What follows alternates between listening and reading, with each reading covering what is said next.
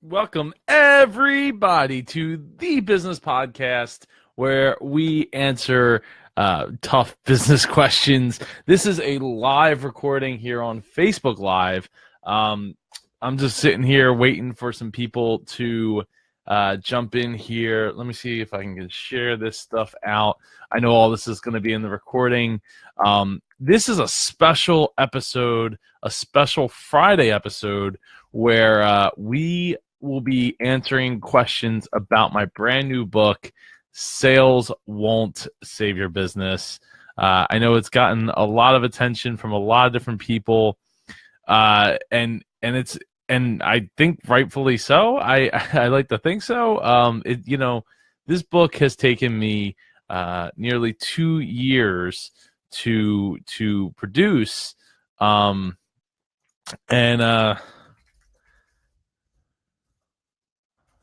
me see here. I'm just typing up the Q&A, all this Facebook Live stuff. It's hard when you're the producer and you don't have a producer to be like, just do all this stuff for me.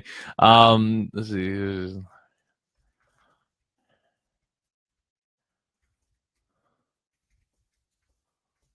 See. And post. Okay, so I wanted to record a special episode here on a Friday. I know it's Tuesday when I'm actually recording this on Facebook Live, but I wanted to answer a bunch of questions. I wanted to talk about the process that I went through with this book. And then if you're listening to this recording as a podcast, I'm going to tack on the first, I think, 15 minutes of the audiobook recording that was done by my man, Al Kessel. So let's first start off with how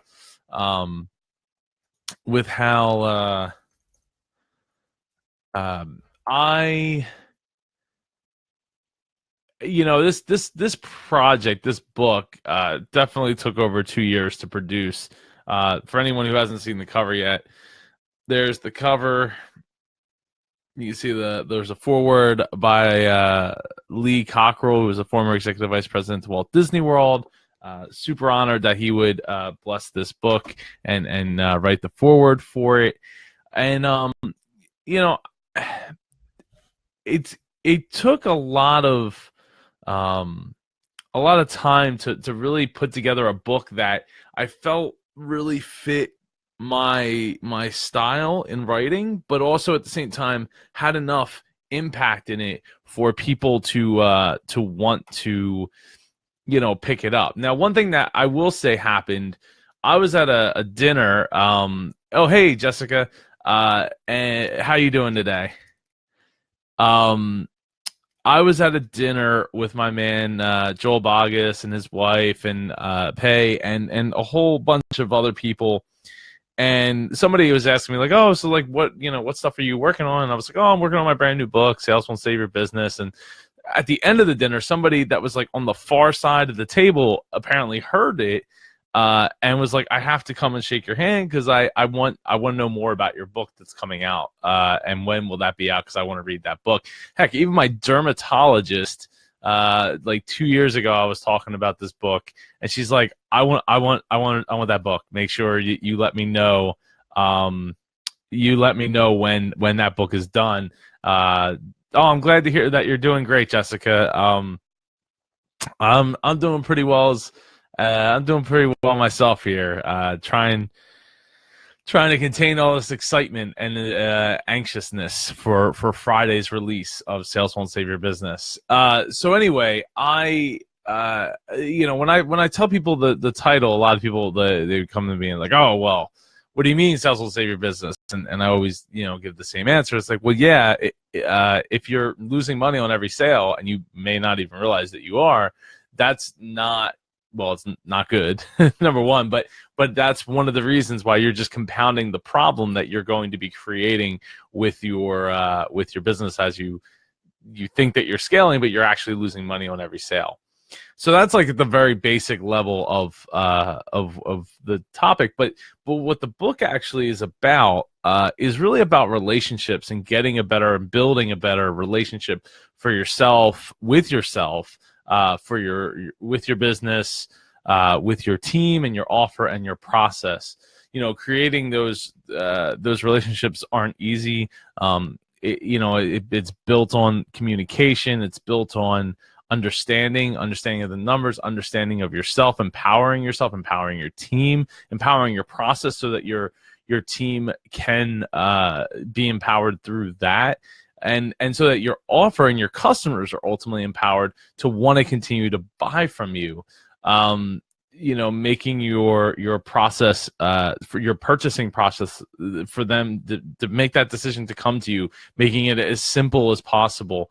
So it's like, oh, it just makes sense that I'm going to spend this money with your business. It's not a challenge. We're not like and I like to go along with challenges. Like one of the things I always loved was how some stores, some companies didn't care as much about their product placement and their what's the word I'm thinking of, how they display their products, right? So a lot of times what would happen, like you'd go into like a Circuit City and you'd find a lot of like clearance racks or clearance shelves, and it's like everything's just kind of thrown up on there, and it's like, oh, that's but in a lot of cases it wasn't a clearance rack. That was just how they just handled doing things, which maybe that's why Circuit City ain't one of the reasons it ain't around right now, and yet Best Buy continues to dominate at least the tech localized tech store space. So and with that said, like, more power to them to be brave enough to get rid of CDs. I mean, a lot of cars coming out now don't even necessarily have CD players. So or let alone computers. I mean, Macs haven't had CD-ROM drives in quite a number of years already. So so I would where was I going with all this? Creating that process for your customers to be able to be like, oh, it's a simple choice to go and deal with you. It's a simple choice to just go home and shop there. It's a simple choice to show up and be accommodated by. So having all these 2 years of people coming in to me and telling me that, like, hey, I can't wait to read that book. One of the clients I work with at the nonprofit, they were like, oh yeah, you have this other book, and you can kind of see it behind me, the 31 Life Changing Concepts book. Oh, that's awesome. And the How to Dream Big book, like, that's awesome. And then I was like, oh, well, I got the Sales Won't Save Your Business book coming. I was like, oh, I want that book. Tell me when that book's done. And it was still like another year that it took to get this book done. And I wanted to talk a little bit about the anxiousness, anxiety that came along with this book. I wrote about it a little bit in a blog post not too long ago about how if you can't be disappointed with the results if you don't release something. But at the same token, like, you can be super anxious about the results if you're not getting the results that you're looking for, at least right out of the gate. And in my case, I've had a ton of anxiety about this book release. I think my misstep with this book release was that I think I overstepped what I thought I could accomplish. And what I thought I could accomplish was like, hey, we just had a brand new baby. We had we've made a bunch of changes around the house. For anyone who hasn't noticed, like, I have a brand new office now that didn't happen until like 2 weeks ago. So that was a huge change. Having the baby was a huge change. It's a huge change for our daughter. It's a huge change for my wife.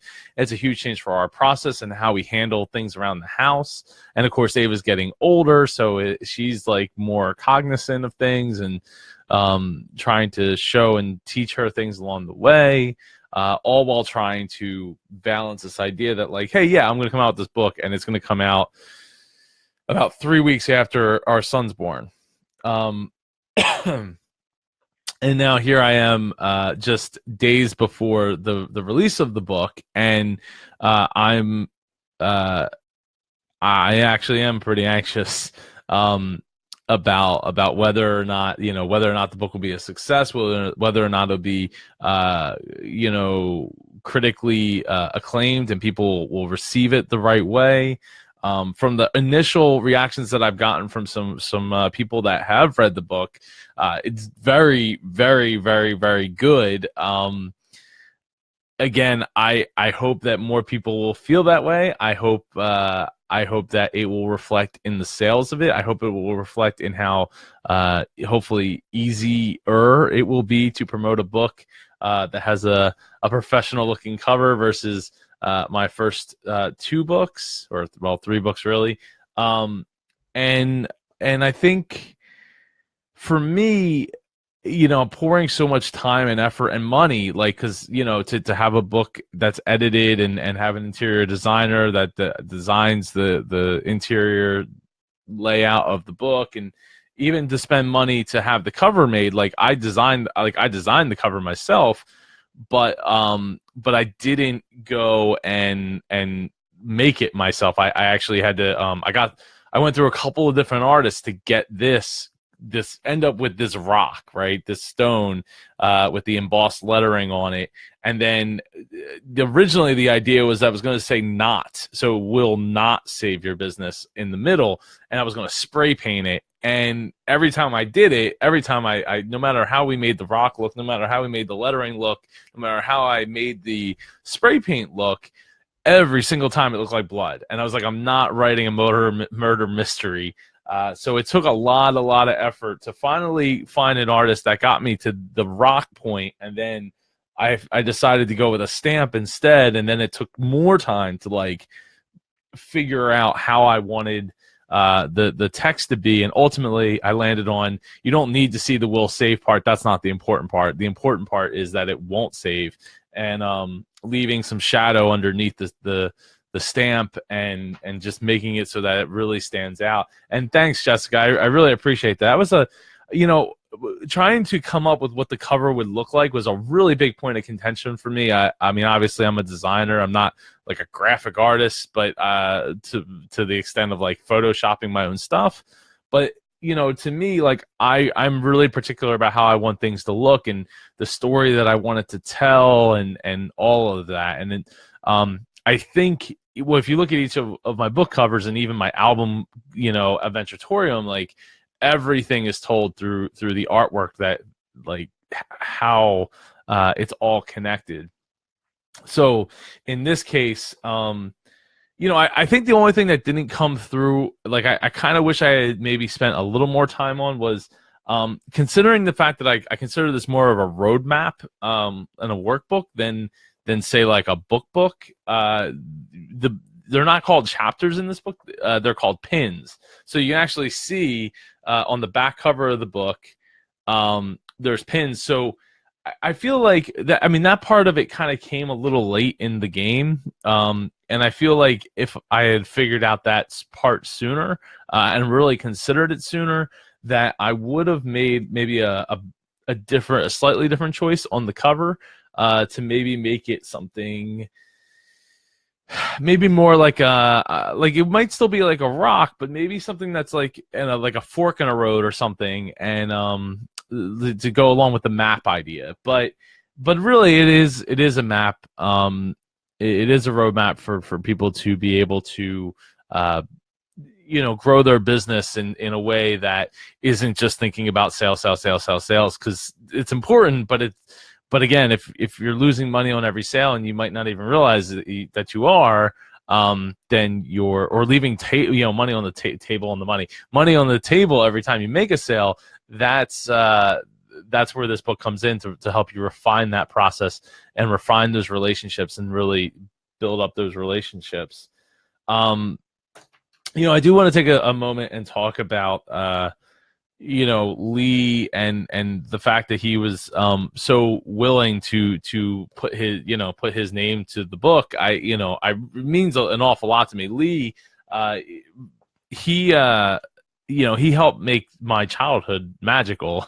For anyone who doesn't know, he was the former executive vice president of Walt Disney World, and specifically in operations for a decade during the time in which I was growing up, and I was going to Disney World a lot, like every year to 2 years.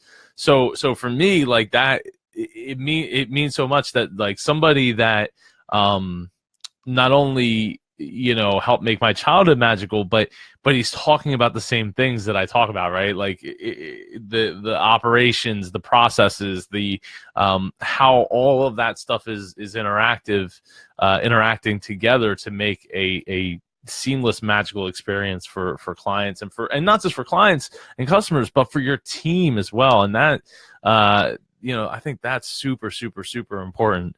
So I really appreciate the fact that he took the time to write a foreword for the book. What else did I want to talk about? I wanted to talk about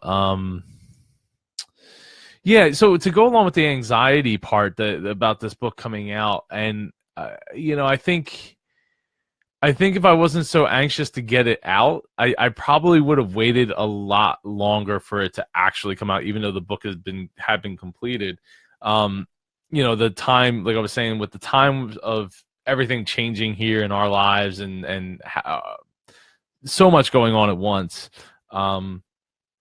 I think I would have taken more time to prep the launch of it, right? Doing more content, doing more interviews, all before the book actually launched. And I feel like I kind of shortened and not cheapened the, I didn't give it enough time to fully bake out the full process of like the hype of the book. But part of that is like, okay, so last night I was sitting there and I was thinking to myself, like, maybe I should like hit the button and push the launch date back as far back as I can. Like, I think the farthest I could go back was like April 1st. So I was like, okay, well, let's do Friday, March 29th or whatever it is. And I was like really close to pushing the button to do that, like really, really, really, really close, especially since the audiobook is actually not available yet. It's being approved right now. So it will take a little bit of time. It'll probably come out just like a handful of days after the book gets released, which is kind of cool because now I have something to, promote after the fact as well about the book. But I I was really close to pushing that button to push it back, and I thought about it, and I was like, I don't know that a month is really enough time either. The reason being is right now I'm able to get so little done. It's kind of depressing actually, how little I'm able to accomplish. So I'm actually thankful to even be able to take the time to do this right here, this recording right here, right now in this Facebook Live. But and anyone that's had kids, I mean, you'll know, like if you're trying to do any kind of anything that's even remotely close to what we're trying to accomplish here, you'll know that it's not the easiest. And I should have known, like I think it was easier with Ava because we only have one kid and we were able to pass her back and forth, and it was a lot less work. But now with Ava, it's she's just about 2, so I'm thinking to myself, like, okay, I could push it back. That'll buy me about 4 weeks. And then I started thinking, like, okay, what can I really accomplish in those 4 weeks leading up to it that's going to drastically change the game, right? If I could have pushed it back another 3 months, I probably would have. I probably would have done it, because at 3 months out, I could probably get everything done that I have up in my head to make it all work with the pre-order side of things. But hey, that's part of slowing down and even thinking, like, okay, what is this really going to do? Or am I really just delaying the inevitable? Because that's really what it came down to me for, was like, okay, maybe I'm just delaying the inevitable. It's like, okay, this is gonna not come out for a month. Everybody who pre-ordered it is going to be disappointed that they're gonna have to wait upwards of another month. Now, I don't counter that. I could send them digital copies. Like, it's not the end of the world. But at that point, I'm creating more work, putting myself even further behind the 8 ball. And again, I'm still at a 4-week process of like, this is going to come out in 4 weeks, regardless if I want it to or not. It's go time.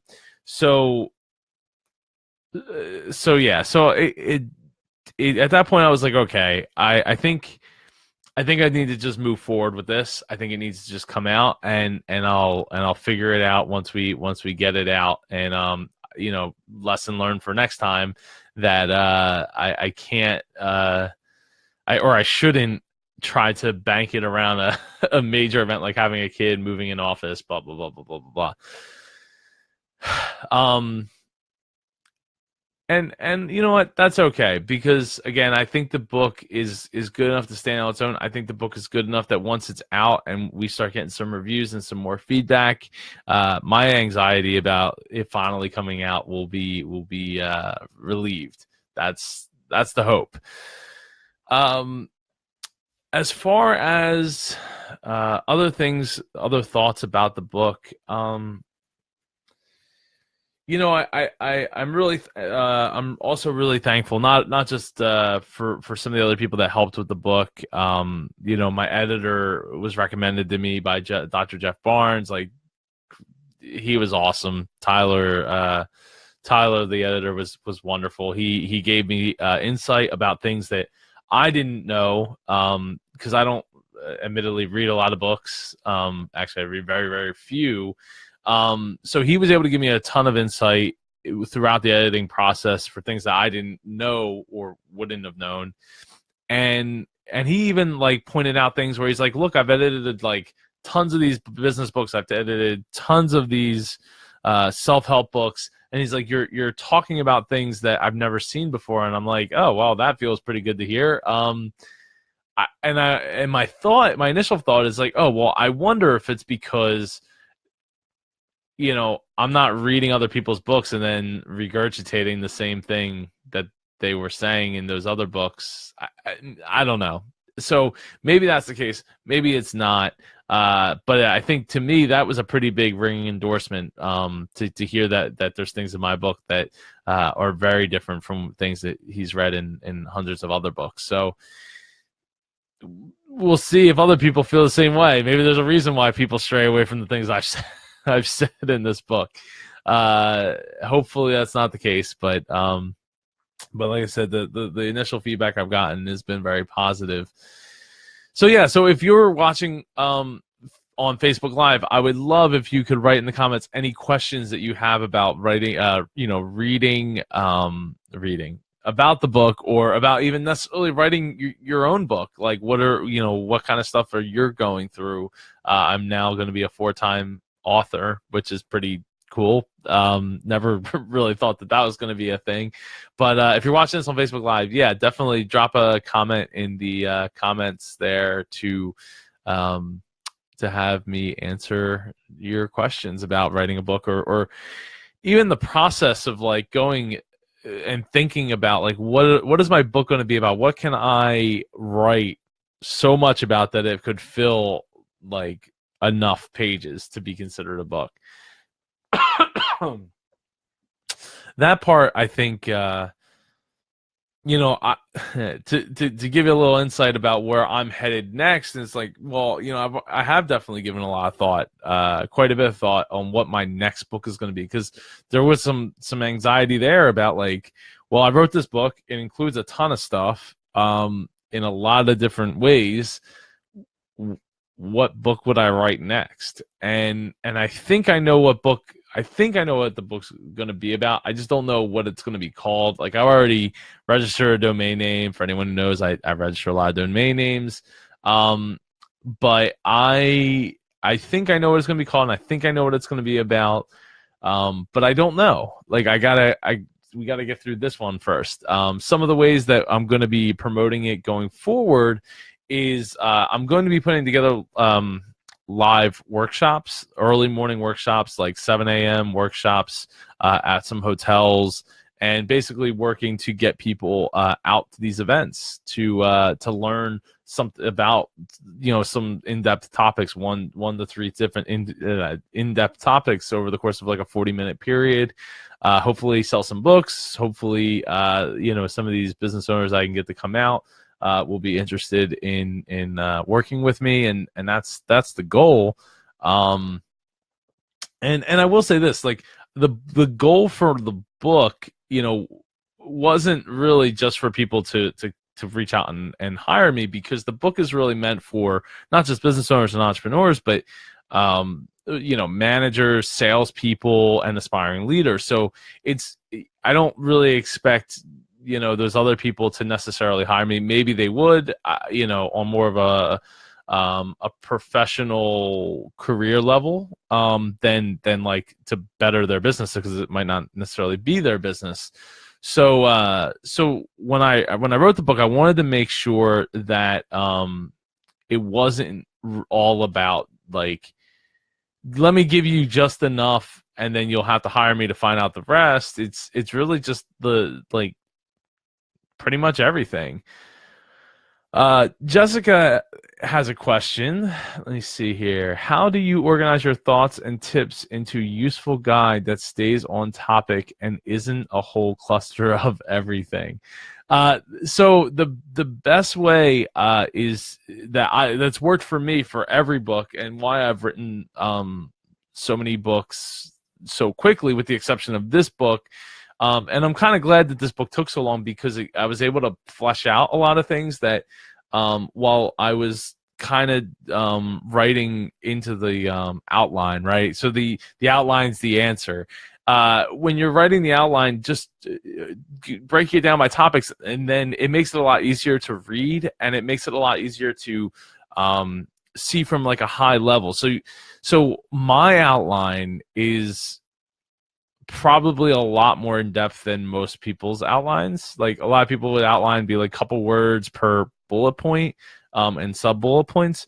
When I write mine, they're like sentences and like paragraphs. They're not they're very, very detailed. In fact, they're so detailed that at one point back in like August, I think it was, I was even considering, because my problem is I'm a slow reader, so it's easy for me to write. It's very painful for me to go back and read what I wrote to try to edit it down and make sure it's cohesive. With that said, I actually was looking at possibly getting a ghostwriter to just finish the book. Like, the outline was so done. I had already written like the first 10, 15 pages or whatever, and I was like, look, the outline's there. Turns out that even though I wrote so much in that outline, it actually was a blessing in disguise that person wound up not being able to write it, and me deciding, you know, I think I'll just save the money and do this myself, because there ended up being a lot of things, a lot of little details that I didn't realize and didn't come out of me until I was trying to take those sentences and paragraphs and flesh them out into a book.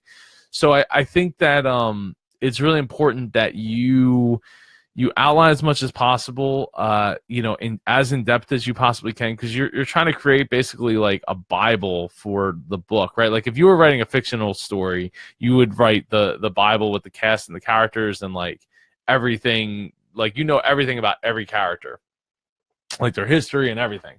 So in this case, you want to do that with your chapters. Now, my chapters weren't necessarily in order when I was doing the outline, because I didn't see it at the time, but I was just trying to plug things in where they made sense at you know, in the beginning. I think that, you know, having that strong outline, that to me is the best thing that you can do, especially if you're like me and a slow reader, because I can flip through that outline so much quicker than if I just started writing the book outright. I would not recommend that. And sometimes it makes it, you might want to feel like you should, but like I said, putting in that outline just makes it so much easier to just like clip things out. And then here's another thing. So not only did I have the outline with like, okay, there's this topic and this topic, this topic, this topic, and all the subcategories and stuff like that. There was actually like a second section that I did where there's a whole different set of like quotes and things that I was trying to inject into the book. And what I ended up doing was, as I was going through and writing the book, I would actually bold all of the text that I used, so I wouldn't get confused and go back and be like, oh, did I use that text? Did I not use that text? So it's basically like crossing it out as you go through and use it, which makes it a lot easier, again, to keep on track of what you've used, what you haven't used, and then to have that section where, like, I was writing things from one section. I'm like, this makes sense, but I think I want to use it somewhere else in the book. Let me go and take that out and put it somewhere else, or put it in like the miscellaneous pile of like quotes and things that I just don't know where it's going to go yet. And there was a lot of things in that pile that wound up not making it into the book, at least not directly. Maybe it did, maybe a few of them did, but indirectly. So not on purpose. It just kind of ended up being that way. So yeah. So I hope that answers your question, Jessica, about how to do it and then keep on top of it and keep working at it to grind it out to get to what you're looking for, you know. And again, it all starts with like having a topic that you really feel passionate about, that you could talk about a lot. And you're very welcome, Jessica. So for anyone that doesn't know, Jessica works with Eric. Oh man, Eric Thomas, who was on the show way back when. I'm trying to pull it up now discreetly as I can. Yeah, Eric Thomas was back on the show. Wow. Okay, so this is not helping me. Here we go. It was back in May 24, 2016. He appeared on the show, episode 231. So it's been a little while. It's getting up almost 2 years. 2 years ago. It's hard for me to believe that it's been almost 2 years since Eric's been. Super inspirational story, and you should totally go check it out at thebusiness.tv or thebusiness.tv. Anyway, what else did I want to bring up? Anxiety and all that stuff. Is he still so Jessica asked, is he still the longest podcast episode? That is a wonderful question. I don't know if he is. Let me see. I forget. I know he was one of the, if not the longest at the time. I don't think it's been topped since, because I think it was something like.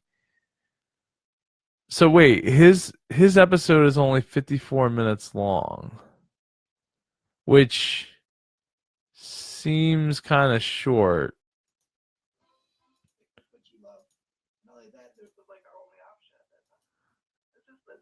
Huh. 50. No, he is not. 54 minutes is not. I thought it was a heck of a lot longer than that, like an hour and 54 minutes. There's been a couple of episodes. There's been a handful of episodes that are like an hour and a half. One episode of the show is like, I want to say it's close to 2 hours long. Let me see. And it was only 2 hours long because we did a live. Yeah, I know Jessica's apologizing for getting me off topic. That's okay. It happens. One of the episodes that I did was like an hour and a half, and then we were doing. This was like back when Ava was young, and my boy Matt would come over on Mondays, and we would do a pre-show where we would talk about business topics and stuff. And I think our pre-show ended up being like an hour and a half or something like that. So I'm scrolling through here. I have an episode that was an hour and 38 minutes, an hour and 20 minutes. Here you go. Dave Jackson's episode is 210 minutes, or 2 hours and 10 minutes. That might have been one of them. And then here's another one. It's an hour and 50 minutes, hour and 40 minutes. Man, me and Matt would talk for a long time, because I don't think some of these episodes were that necessarily that long. We just added a lot of time in front of them. Well, this might be the longest episode ever, like without a pre-show or anything like that. Might be Paul Culiani, episode one. It's not episode 177, but it was back March 30th, 2015. Yeah, so I've had some really long episodes, and I've always got, like, I know my good friend Pam is always like, oh, I want your show to be longer, like, because my drive is like 40 minutes, and your show is like shorter, and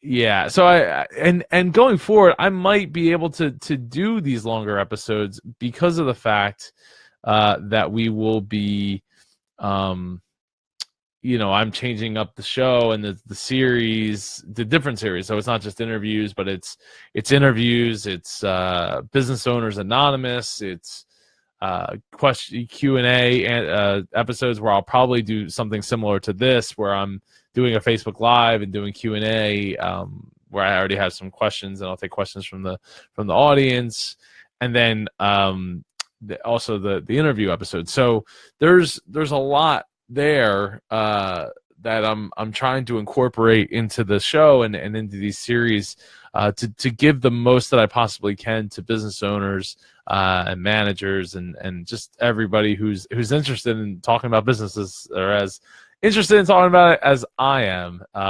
That's for certain.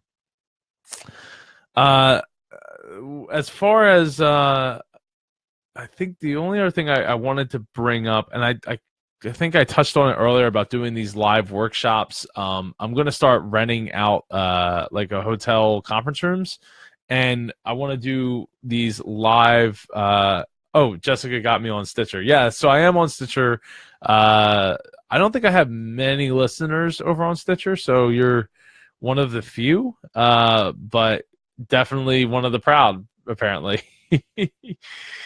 Yeah, so one of the ways that we're gonna promote the book is doing these live events at hotel venues and inviting these business owners in for an early morning workshop, like 7 a.m. It's like 7 to like 8:30 at the latest, and really going deep on like 1 to 3 topics, and I'm really excited to do that, and here's why, right? So for me, one thing that I don't want to say struggled with, but basically struggled, is with like mass marketing messages and things of that nature.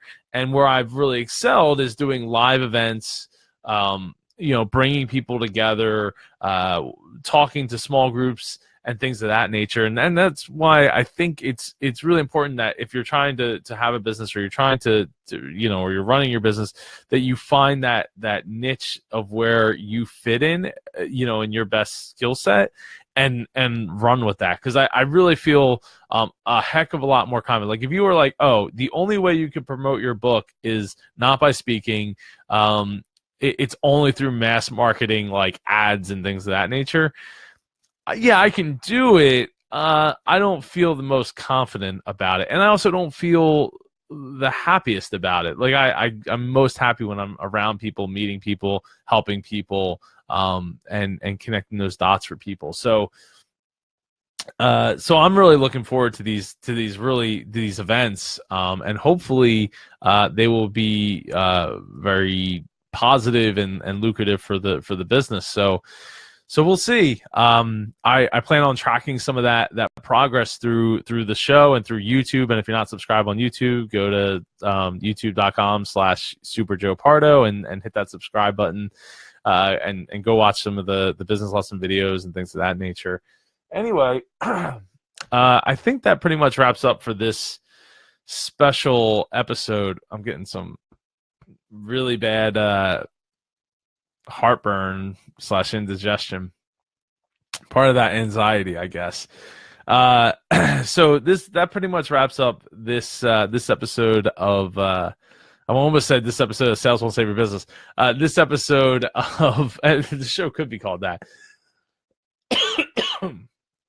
Excuse me. Of the Business Podcast.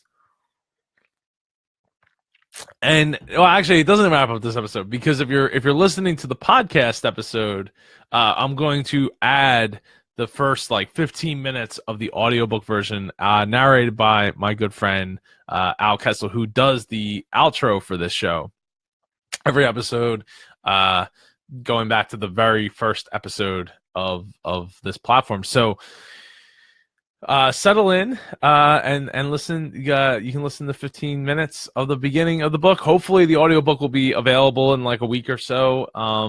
That's the hope. If you haven't pre-ordered the book, go to saleswon't.com and go pre-order the book. I'd really appreciate the support. I want to get this book into the Amazon Top 100 and then into so many people's hands to help them basically either build their business or help build their management skills.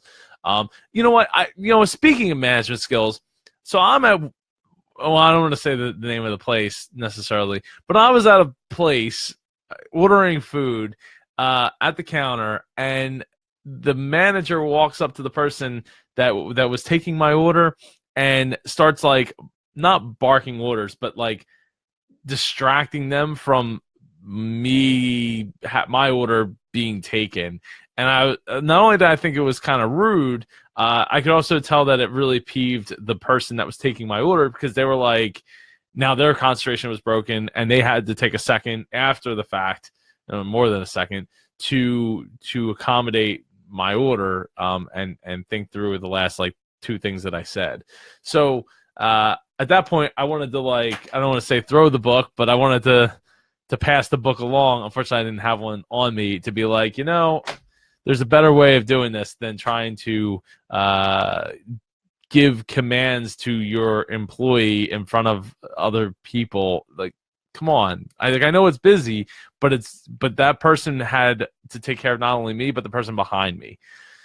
So yeah. So things like that really frustrate me. Not just from a business standpoint, but from a human standpoint. And I wish I wish that person would take a minute to reflect and see that what they did was slow me down, which I was actually in a hurry at the time to eat my lunch and go. That's why I chose the place that I went to be fast, and it was slower than I would have liked it to be. Just a little bit slower because of that. So anyway, this has been, if you're watching this on Facebook Live, this has been an episode of The Business Podcast featuring me, Super Joe Pardo. And if you're listening to the actual podcast recording, you can stay tuned for 15 minutes of sweet, sweet Al Kessel's voice. And if you're watching this on Facebook Live, this episode will be out, so you can listen to that audio on Friday at 8 a.m. Also, if you've enjoyed this episode of The Business Podcast, please, please, please feel free to share it with someone that will get something out of it, and go from there. If you want to leave a rating and review on iTunes, that'd be awesome. Hit that subscribe button if it's wherever you're watching this or listening to it. And have an awesome weekend. I hope we have a great launch weekend for Sales Won't Save Your Business.